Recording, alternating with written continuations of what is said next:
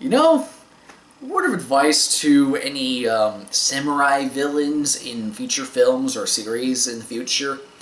If you're going to go up against a character, particularly another wandering samurai, who happens to take a vow of never killing anybody for their own specific purposes because of an internal conflict or vow that they've taken, here's a little small suggestion. Don't provoke him!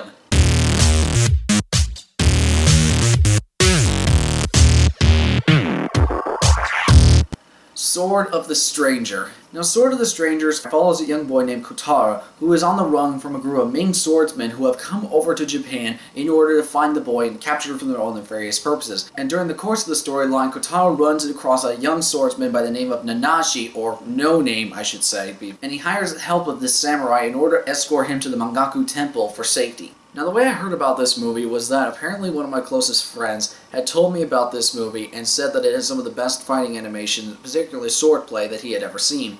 I'll get to that in a moment. I must admit, folks, after sitting through Paprika, Lane, and Akira back-to-back, trying to review all of them for the sake of this week, it was actually kind of nice to review something and look at something that didn't require a whole bunch of brain-bending, mind-bending screwy. But with that said, let's go ahead and start with the positives of this film. The one thing is that the plot of this movie, while it being simplistic, is actually pretty well executed.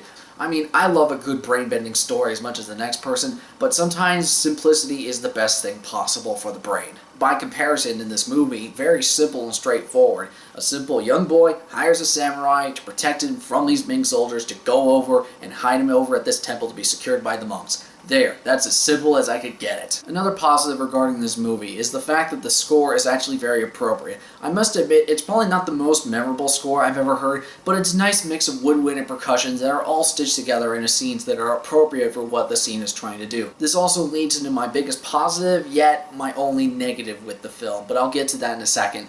With the biggest positive of this film, the fight choreography and the sword play, my friend was correct. The swordplay in this is absolutely wonderful. It's very fluid, it's dynamic, you see almost every swing. It has a really smooth, almost water-like look to it, where everything just flows so well. And in some sense, the swordplay and the fights, they almost look like a dance. I know a lot of people seem to have a problem with dances or fights that seem so choreographed that there's no real sense of danger, even though these are very expert swordsmen that are using these weapons at a level that I personally probably could never do. The fact that they are using them so well and are able to adapt so quickly on the fly, it actually is a commendment of their skill, and the animation itself is all very well done in the fight sequences. However, this leads into one of the bigger problems and probably my only major flaw that I could possibly find with this movie. The animation itself is not very consistent in terms of quality, where the fight sequences were all very fluid, they are beautifully animated, they're all really well done, and clearly Bones, the studio behind this movie, threw everything they could at the fight sequences and it paid off in dividends. Unfortunately, anything outside of the fight sequences, while okay, it was not as consistent in terms of quality in terms of what was in the fight sequences. So the inconsistent animation quality made it seem like they threw all their money and all their time and effort into these fight sequences, where splitting the budget evenly more towards the character sequences between the fight sequences, having those two things together, sure, it might sacrifice the quality and the level that they might have intended for the fight sequences animation quality, but it would have remained more consistent in the fact that both of them would have been of equal animation quality. And each of the main characters, specifically the form of Kotaro and Nanashi, each one of them is given enough backstory and enough little bit of character development moments between the two that it actually forms a very likable bond, and you actually do want to see these characters come together. Also, props to the coolest anime dog I have ever seen in the form of Tobimaru. I swear, that dog is a boss. Seriously, watch this movie if you want to watch it for the dog alone. It's a badass. So with that in mind, I'm going to have to give Sword of the Stranger the rating of it's worth watching but not perfect.